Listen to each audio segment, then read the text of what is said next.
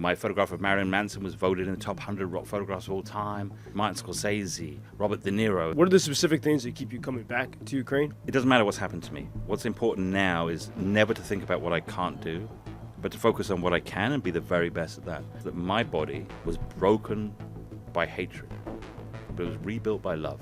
And you will find no greater love for those that have served and represented their country than you will in Ukraine.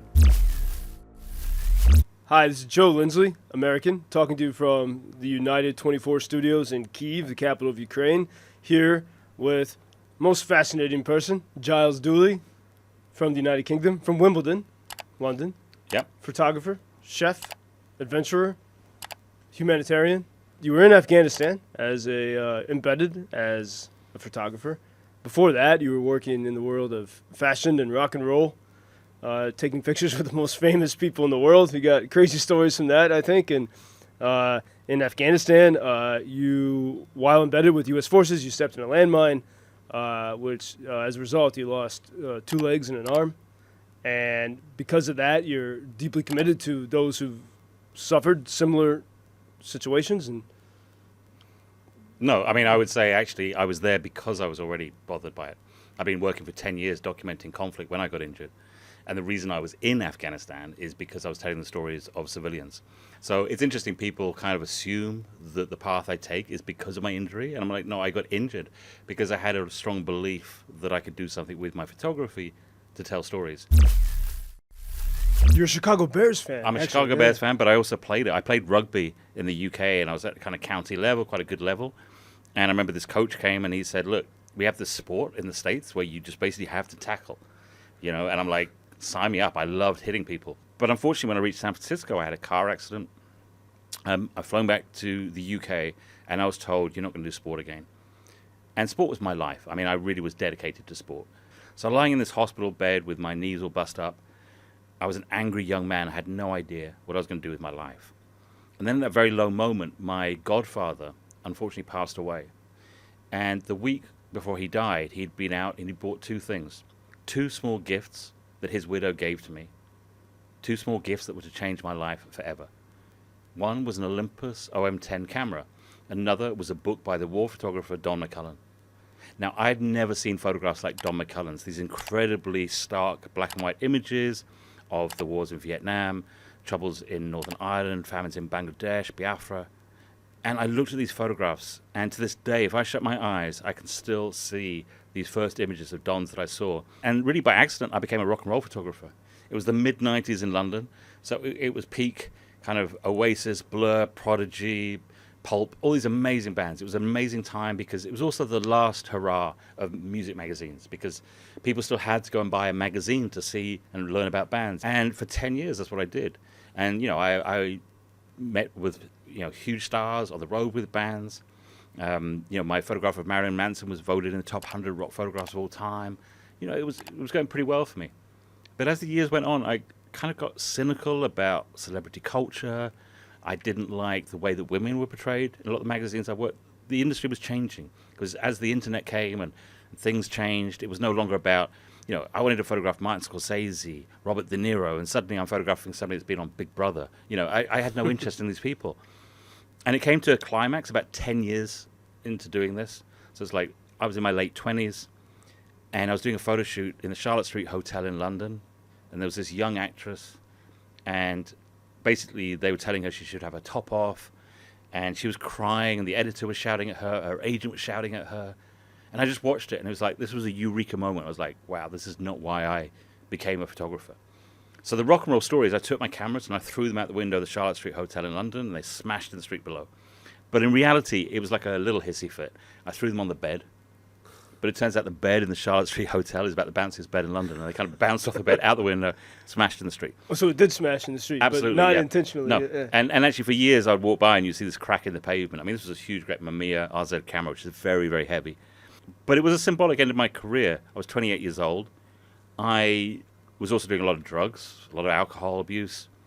I moved down to a small town, got a job in a bar, and really for the next 2-3 years was spiraling into very, very deep depression, until it reached a point when honestly I wasn't even sure, like, what's the point of carrying on. I had no purpose, no goals, no ambition, but most importantly, I had no purpose for my life. And then at that moment where I really questioned if I should carry on with my life, I remembered those two small gifts and how that book of Don McCullen's photographs had made me feel. And I realized that's where I'd gone wrong. I hadn't followed in his footsteps.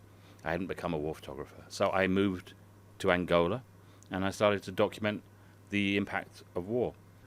And then I worked in Sudan, South Sudan, Bangladesh, all sorts of countries, but always wanting to understand what is the legacy of war. What I was getting on the news was not telling me the full story. Your foundation is called Legacy of War Foundation. Exactly. So it led on to that. So, when you're asking me about, when I got injured in Afghanistan, I was doing this for 10 years. I was there as part of a Legacy of War project. And I was interested again in the civilian stories about Afghanistan because I wasn't really hearing those. But also at that point in time, so this is 12 years ago, there were more American soldiers killing themselves than were dying at the front. And for me, that was a shocking fact.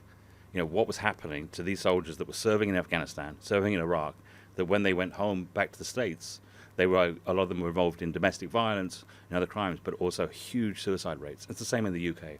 And so I embedded myself with a group of the famous Band of Brothers, 101st Airborne, very elite troops, because I wanted to understand their story. So and it was well embedded with that particular group that we got ambushed one day, and I would say it was a really bad day at the office. We got ambushed, and as we were running for cover, I triggered an IED, improvised explosive device, essentially a landmine, which blew my legs off, my left arm. I was still conscious. It didn't knock me out. And I remember lying there thinking, well, these would just be, the last moments of my life. But, I'll keep going for a minute. I'd be like, fuck it, I'll do 5 minutes, and then 10 minutes. And then Chris Metz, who was the sergeant leading the patrol, it was kind of like a scene from Apocalypse Now because he's knelt next to me. And we're talking. He's trying to keep me, obviously conscious. So we were talking about American football and talking about Chicago Bears and how shit they were. I'm there, lying in this field in Afghanistan, February 2011, with Chris Metz talking to me about Chicago Bears and the Super Bowl. I think Green Bay won it that year as well, which is even worse as a Bears fan. That's like the worst of, I'm dying and the Bears lost, Green Bay won. I mean, this is like, everything's going bad. But we watched the two medevac helicopters, and actually they'd been told not to come in because it was too hot. But these guys were coming in no matter what. And they were coming in, flares flying off, and Chris lit a cigarette because my hands were mangled, and he was feeding me the cigarette, watching these things coming up the valley. They get me on the back of the helicopter. I remember Phil and CJ, the two medics, trying to save my life. And I was conscious the whole way, and then we reached Kandahar, and then I was put into an induced coma and flown back to the UK. But actually, I'll tell you a funny story, because the bond that I had with Phil and CJ, these two medics, it's like a 40-minute journey, and we're talking, and we're sharing stories, and they're trying to keep me going. Yeah. And so they're pumping me with whatever they can. And I said, look, by the time we landed, they have their helmet cam footage, and they were saying, we love you, brother, and you're hell of a fighter. And I'm like, well, I live. And I said, look, I promise I'll take you guys out for a drink if I make it.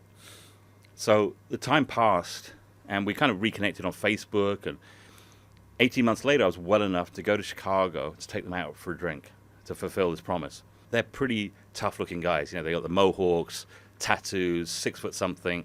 They burst into tears when they see me. We hug, we have a whiskey, we have a tequila chaser, we hug, we cry, whiskey, tequila chaser, we hug, we cry, whiskey, tequila chaser. I mean, this goes on. Until it's become about 8 hours later, one mess of hug, cry, whiskey, tequila. And then I can't remember if it's Phil or CJ, but one of them says, we should go get tattoos.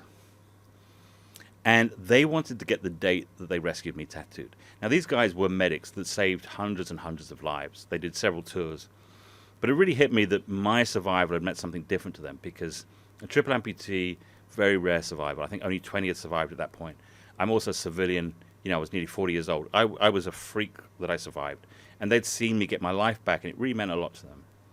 And I was like, okay, let's go do this. So we stagger around. I'm just learning to walk at this stage, but I'm still probably walking better than Phil and CJ. After many whiskeys and tequilas. Oh, I mean, we're so hammered. We go into this tattoo parlor, and the tattooist is like, you're too drunk to get tattoos, guys. But Phil and CJ are pretty intimidating. They're like, buddy, we're getting these tattoos today. So I go first. This is where the shit really starts to happen, because it's like they have office chairs with wheels in this tattoo parlor. And for somebody who has got 2 prosthetic legs, you need the stability when you're trying to sit in a chair. And I say I'm a learner driver. I'm still learning to use these legs. And the inevitable happens. Like I try and sit in the chair goes one way, I'm on the floor, I'm trying to climb back up on the chair, I'm just pushing it around. One of the prosthetic legs comes off, the other one comes off, I can't get back up on this chair. Phil and CJ just pissing themselves laughing. I mean, they think it's the funniest thing. The tattooist is backed away like into a side room. And at this moment, you know, it's evening by now, and a woman walks by, and it's glass-fronted tattoo parlor. She just sees a guy with no legs pushing a chair in circles. And bless her, she storms in. And she comes in, and she looks up at Phil and CJ, the two medics that saved my life, points at me, and just says, look, this man evidently needs help. And without batting an eyelid, and they said it in perfect unison, Phil and CJ looked at her, and they said, ma'am, we helped him once, we're not helping him again. Did you get the tattoo? Yeah. We were so drunk that we got the date wrong. So you got it with the date? Yeah. No, the wrong date. It was the wrong date. Yeah. The next day, I sent a picture to my girlfriend at the time, and she's like, you're a fucking idiot. I said, what do you mean? She goes, you got the wrong date. So it's off by a couple of days, but, you know, it came with a good story. But in terms of my own recovery, then I was then 46 days in intensive care, which was really tough because that was back in the United Kingdom, the Queen Elizabeth Hospital in Birmingham. I could only communicate by blinking. You know, when I regained my consciousness, I remember wanting to scream, and I couldn't. I tried to like move. I couldn't. I soon realized the only bodily function I had, because my one remaining hand was in a plaster cast and strapped to the bed. I couldn't control when I went to the toilet. I was fed by a tube. The only thing I could do was blink. And when you essentially were dying, because I'm in intensive care because they're trying to fight to keep me alive, and twice my family was called in to say goodbye. And, you know, my sister's there, sat by my bed, crying, saying goodbye. And all you can do is blink. I was completely detached from the world. And I always think that you know, it's either going to make or break you. And for me, that was the furnace that created the metal of who I am today. It wasn't the accident. It wasn't the injury. It wasn't anything else. It was 46 days locked down in my own mind where I had to decide who I was. And I created, like, projects in my mind to keep myself sane. Like, my favorite's called 100 Portraits Before I Die. And I imagined 100 people I wished I'd done portraits of in my career. And it's actually a good lesson for everyone. Like, there's these things you put off or things you don't do. And I remember thinking, why did I not just ask these people? And so I visualized these photo shoots. I'd meet the person. What would I say to them? Would we shoot in black and white color in a studio location? Would we have a drink or a coffee? Would we eat? And then I would visualize so clearly the end result of that photograph. And I would critique it and think, well, you know, next time, maybe you do this a bit differently, light it a bit differently. And what's incredible is if I look at how I worked before my injury and afterwards, it changed. And what I learned during that period is even when we are in what I call ultimate lockdown, literally you have no control of your body, no control or connection with the world apart from blinking. Even locked down to that extreme, when we have our creativity and our imagination, we can improve ourselves as people. We can become a better person. I became a better photographer, but also improved in lots of other ways. And that was the steel that made me who I am today. I remember them taking me to have a shower and seeing myself in a mirror and just feeling physically sick, seeing my missing limbs, scars across my body. And at that point, wished I just died in Afghanistan, if I'm honest. But the next day, I woke up and I remember this mantra that stuck with me ever since. And that was, I woke up the next day and I thought, you know, it doesn't matter what's happened to me. What's important now is never to think about what I can't do, never to focus on the things I can't control, but to focus on what I can and be the very best at that and excel at the things I can do. And I repeat that every day of my life. And, you know, it's relevant even now, you know, working in Ukraine. I wake up each day and it would be very easy to get overwhelmed by the horrific nature of this war. But the reality is I can't stop it. I can't control that. So I wake up each day and think, well, what one thing can I do here in Ukraine? Is it get a new ambulance? Is it to tell somebody's story? Is it to go and visit another injured soldier and tell them my story? Focus on what I can each day, and that has given me strength, not just in my own recovery, but also in my foundation, my work as a photographer. And that's if I've got one bit of advice for people, it's focus on those things you can control. Because if you ask most people, probably 80% of people, 90% even, will tell you the thing that bothers them most in their life is something they have no control over.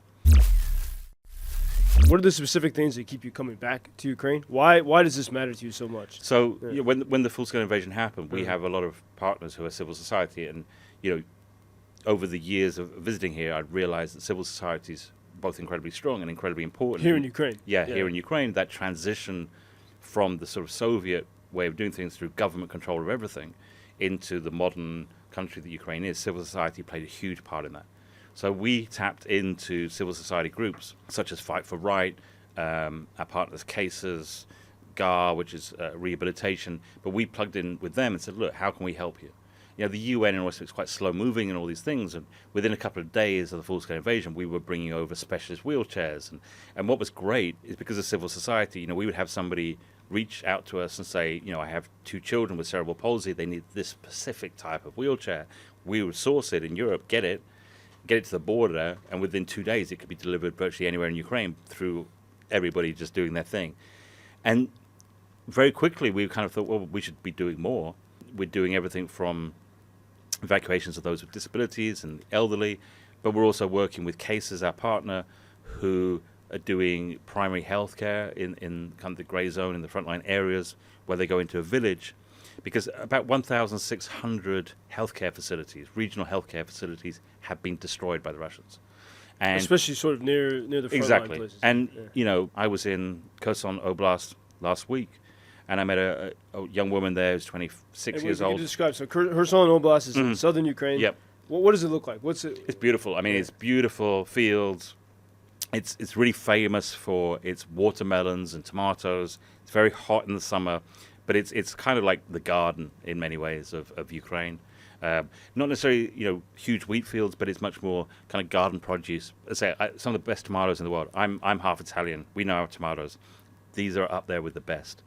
Likewise, the watermelons. It's a beautiful, beautiful part of the countryside. But it's also, you know, it goes back for full 10 years of war there, you know, because it was kind of near the front lines during the early parts of the war, and then since the full-scale invasion, all of it was occupied by the Russians. Well, I mean, I was haunted all day by this story you told me earlier about on this recent trip last week. There was the young girl in her 20s. Yeah, so this young girl, she'd already had a very tough childhood. She's still living in basically a one-room, you know, that she was renting with her grandmother, with her daughter, and she's looking after them. And then she married a soldier who then went back to the front, but she became pregnant. She was incredibly excited because with this rough childhood she'd had, she'd always wanted to have a family. You know, she'd wanted, and I say this in the best ways, the simple things in life. You know, she'd wanted to have her family, you know, a husband there, to have a nice house, to keep land, to raise chickens, you know, all these things that are Midwestern values, you know. And she was so excited. She was pregnant, and this was the new start. But because of these healthcare facilities had been destroyed, she couldn't get a scan done locally. So she'd had to travel to Kherson to get a scan done. To the city. And and that's a dangerous part of the world. And Mykolaiv, which is again near there, so she was traveling to these places to get scans done. And anyway, she traveled with her husband. They had the car, and her other daughter, who was also incredibly excited about having a brother. And they're driving back, and they got a puncture in the car, stopped off at a garage, and a Russian missile hit the garage. Devastation throughout. Several people were killed instantly. The car she was in was incredibly damaged. Had to pull her out. There was a lot of other vehicles on fire. The cafe at this garage was also on fire, so she was laid on the grass. Her husband was trying to save other people. She said one of the most traumatizing things for her was lying on the grass, and there was a young soldier trapped inside this cafe, and they couldn't get him out. And she heard him basically saying his last words, and he burned to death. But as she's lying there as well, she's in a lot of pain. She was bleeding, and it became very apparent that she had lost the baby. She's taken to hospital, and she has a back injury. But she had to discharge herself from hospital quite quickly because she looks after her grandmother and her daughter, and she needed to go back to her work in the shop. You said she lost the baby. So yeah, the baby was lost, and she's not sure. They need to do more tests about whether she can have a child. But that's just one example of somebody just wanting to live their life in peace. You know, wanting to just raise a family. You know, a lot of Ukrainians live like farmsteads, really. You know, land is incredibly important to Ukrainians. I'm half Italian, as I said, and we have that same kind of thing. Our connection to land is not about its value. You know, when Ukrainians talk about their land, and it's often they're like, you know, their babushkas, their grandparents' home, it's not saying it's worth X amount. It's the connection and the history in that land. And it's very similar for me in Italy, where virtually every Italian friend I know, they always go and see their grandparents out in the countryside. What's important is in that bit of land, they grow the best tomatoes, they'll grow the best melons, they'll grow, everything is connected to that. The blood and sweat is in that land, and they don't want to leave it. And so for this woman and her family, she wanted her land. She wanted to, let's say, have chickens. She was, that was her dream, and have her kids running around. And that's been denied to her. And that's been denied to hundreds of thousands of Ukrainians. That land is everything. That land is not property. That land is their ancestors, is their heritage. I don't want to ask this question, but I know that you've seen enough of war, you're inspired by what you see here, and you can put concepts together in a philosophical way. Well, so often I hear from Americans, even Americans I know well, they respect me for being here, they think I'm crazy for being here, and they just don't see why they should care. America has incredible resources we could offer, but people have their own problems in their lives. And how do you answer that? If an American says, hey, okay, nice stories, inspiring, why should I care? Why should we do something? I was brought up, my mum, Flora, was a Scottish woman who was brought up in London. She was a Cockney. She was born in London, but Scottish family. In the 1930s, she worked as a servant in a stately home, and then she ran away from that to become a nurse during the Blitz in London. And she taught me my core values. She taught me about good and bad and my manners and to be the man I am today. And, she talked about her experiences during the Blitz. And when, at that time, we have to remember that Britain was alone. All mainland Europe had been occupied by the Nazis. At that time, America was not supporting. It was sending some support through ships and the land lease projects, but in terms of military support, was not there. And, she remembers that time and how incredibly scary and lonely it was, but also how proud of the way that Britain stood up. I never thought I would come across a conflict in that same capacity, where for me there was a very clear right and wrong. And, I will be here until the end and way beyond, until after victory. One of the things I say when I'm in hospital and I meet somebody who's lost their legs, been injured like me, is I know how dark it is right now. But look at my story. I'm that light at the end of the tunnel. I am what your future can be. But remember this, that my body was broken by hatred, but it was rebuilt by love. And you'll find no greater love for those who have served and represented their country than you will in Ukraine. And if somebody is sitting at home thinking, well, why should we be involved?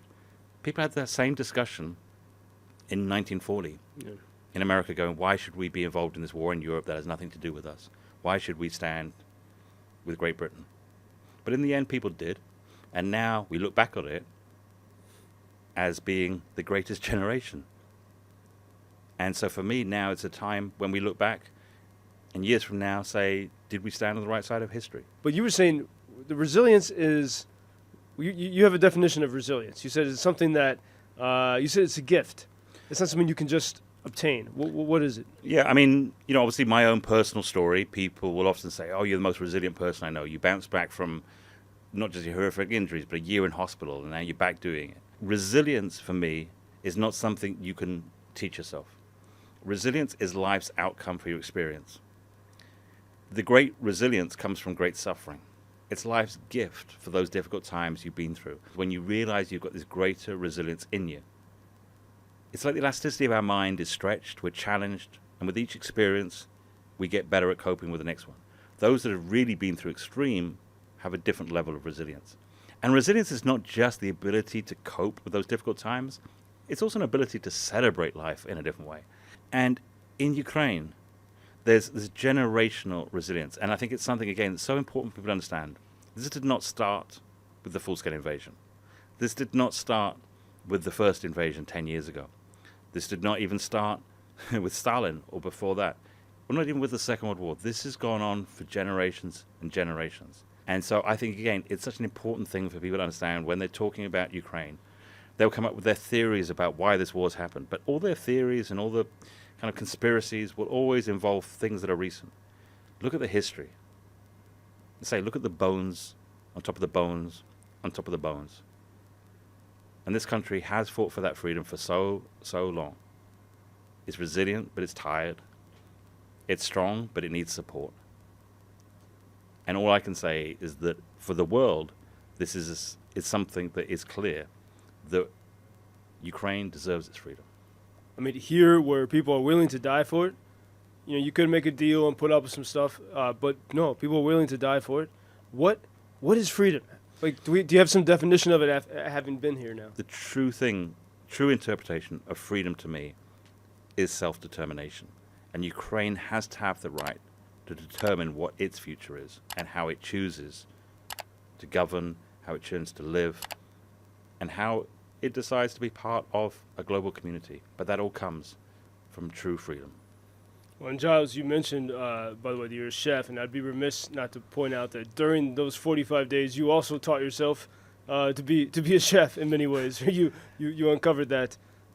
Yeah, I mean, food's really interesting. I would say that food is where you hear your ancestors whisper. I'm half Italian, half Scottish, and when I was locked down, again, food was something where I would connect back and think about meals that meant something to me, like the last meal my mum cooked for me, or maybe from a first date, or from a meal with somebody I loved at the end of a relationship. But those meals that meant something, and when I would shut my eyes, I would kind of try and picture every element of it and pick it apart. And what was that flavor? What was that taste? Why did that work? And so that's really when I went from being an okay cook into being a chef and the food that I make now.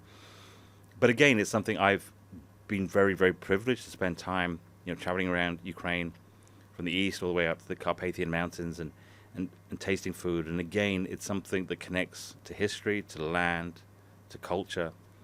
And for me, food is life. It's the greatest single storyteller. Did you ever find out why it was your godfather who after he died, he had arranged for this through his wife, right? To give you never find out why he chose to give you the book of photography and the camera. No. And he wasn't a photographer? You don't know? I don't know enough. Yeah. I mean, so there's a mystery always. Yeah. Well, I'd actually never even thought about it. Yeah, but it changed the course of your life. Yeah. But that's the thing is, I always say, small gifts, small moments, small actions. And again, it gets back to that thing of, I know people around the world can feel very overwhelmed by what's happening globally. And when you feel overwhelmed, you tend to shut off. You tend to close down. And then people begin thinking, I can't do anything about what's happening in Ukraine, the Middle East, Africa. People, these huge generalizations. And I refer to that small gift that changed my life. No idea when you blow a small pebble in a pool, where those ripples will end up, what change will happen from it. Well, Giles, thank you for the gift of this conversation. And Giles Duley, Legacy of War Foundation, storyteller, photographer, humanitarian, adventurer, seeker of truth, and promoter of freedom. And this has been Joe Lindsley, American, reporting every single day, weekdays, on Chicago's WGN Radio. And we're here in the studios of United 24 here in Kyiv. Giles Duley, Дуже дякую. Thank you so much.